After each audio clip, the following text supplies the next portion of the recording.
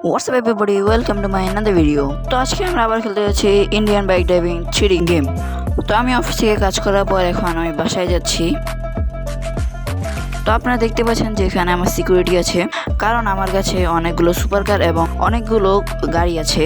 এগুলো সিকিউরিটির জন্য আমি এখানে পুলিশদের হায়ার করেছি। আমার কাছে অনেকগুলো গাড়ি আছে যেগুলোকে আমি চালানোর সময় পাই না। আপনারা আমাকে কমেন্ট সেকশনে বলতে পারেন যে আমি এই গাড়িগুলো দিয়ে কি করতে পারি। আমার মনে হচ্ছে এগুলোকে সেল করে দেওয়া উচিত।